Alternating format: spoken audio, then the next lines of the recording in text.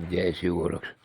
प्रिय श्रोताओ, आप सुन रहे स्कंद पुराण और आज आप सुनेंगे स्कंद पुराण का भाग 61 तथा माहेश्वर खंड में कुमारिका खंड का भाग 60। पिछले भाग में आपने सुना कि महाकाल ने राजा को भगवान शिव की पूजा की विधि का वर्णन किया। अब इससे आगे की कथा आप इस भाग 61 में सुने। महाकाल कहते हैं कि हे राजन, झूठ, असत, प्रलाप तथा कठोर भाषण सदा के लिए त्याग दें। दुष्ट पुरुषों की सेवा, नास्तिकवाद तथा असत शास्त्रों को भी सदा के लिए छोड़ दें। गुरु, देवता तथा अग्नि के सम्मुख पांव न फैलाए। चौराहा, चैत्य वृक्ष, देवालय, सन्यासी, विद्या में बड़े हुए पुरुष, गुरु तथा व्रतजन, इन सबको अपने दाहिने करके चलना चाहिए। अपनी वाणी और बुद्धि की शक्ति, तपस्या, आजीविका तथा आयु को अत्यंत गुप्त रखना चाहिए। दिन में उत्तर दिशा की ओर मुंह करके मल और मूत्र का त्याग करना चाहिए तथा रात्रि में दक्षिण दिशा की ओर मुंह करके करना चाहिए। ऐसा करने से आयु नहीं घटती। अग्नि, सूर्य, गौ, व्रतधारी पुरुष, चंद्रमा और जल के सम्मुख तथा संध्या के समय मलमूत्र त्याग करने वाले मनुष्य की बुद्धि नष्ट होती है। नदी में, शमशान भूमि में, राख पर, गोबर पर, जोते बोए खेत में तथा हरी भरी घास वाली भूमि में मलमूत्र का त्याग न करे। बुद्धिमान पुरुष कुएं आदि से निकाले हुए जल के द्वारा ही शौच क्रिया करे। जल के भीतर से, देव स्थान से, बोबी से और चूहों के स्थान से निकाली हुई तथा शौचावशिष्ट फेंकी हुई इन 5 प्रकार की मिट्टियों को त्याग दे। भगवान सूर्य को अर्घ्य दिए बिना कोई कर्म न करे। सरल भाव से रहे। वाणी से अथवा अंगों की चेष्टाओं से भी अपनी चपलता का परिचय न दे।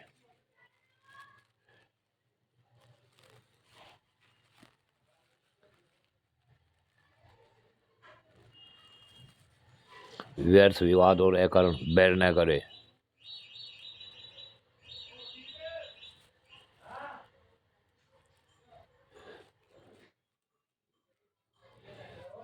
फटा टूटा आसन, टूटी खाट और फूटे बर्तन को त्याग दे।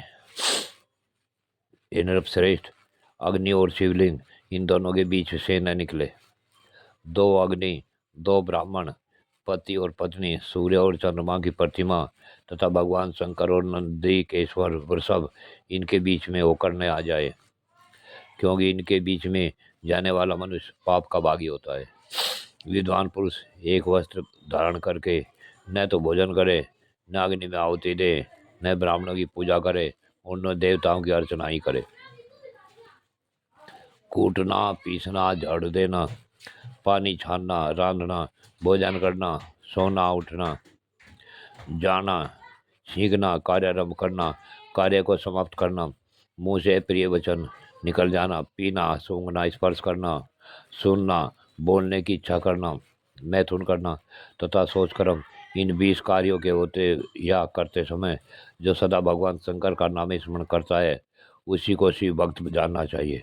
शेष दूसरे लोग नाम मात्र के शिव भक्त कहे गए हैं। विद्वान पुरुष पराई स्त्री से बातचीत न करे। यदि कभी आवश्यकतावश उनसे वार्तालाप करे तो माता जी, बहन जी, बेटी अथवा आर्य इस प्रकार संबोधन करके बोले। हाथ और मुंह झूठे हों तो कोई बात न करे और न किसी वस्तु को स्पर्श करे। यदि गुरुदेव घर पर आ जाएं तो उनके लिए स्वयं उठकर यत्नपूर्वक आसन की व्यवस्था करे और चरणों में मस्तक रखकर प्रणाम करे। विद्वान मनुष्य उत्तर और पश्चिम की ओर सिर करके कभी न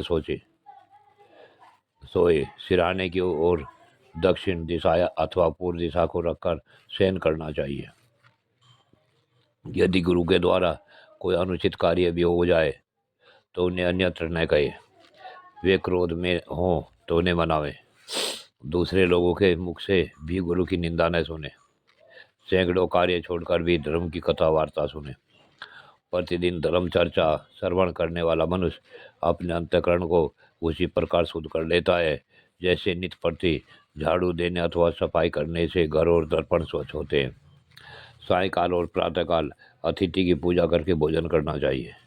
दोनों संध्याओं के समय सोना, पढ़ना और भोजन करना निषिद्ध है। बुद्धिमान पुरुष को उचित है कि वह नीच श्रेणी के मनुष्यों के लिए भी कभी अनादर सूचक तू का प्रयोग न करे। गुरुजनों के लिए तू कह देना या उनका वध कर देना, मार डालना दोनों बराबर है। सत्य बोले, मित्र भाव से रहे, सदा ऐसी बात बोले जो दूसरों को सांत्वना देने वाली हो। राजन, जिस कार्य को करते समय अपने आत्मा को घृणा न हो तथा जो महात्मा पुरुष के लिए गोपनीय यानी छिपाने योग्य न हो, वह कार्य अनासक्त भाव से अवश्य करना चाहिए। नारद जी कहते हैं कि हे अर्जुन, जब महाकाल की इस प्रकार भांति भांति के धर्मों का उपदेश कर रहे थे, उस समय आकाश में बड़ा भारी शब्द हुआ।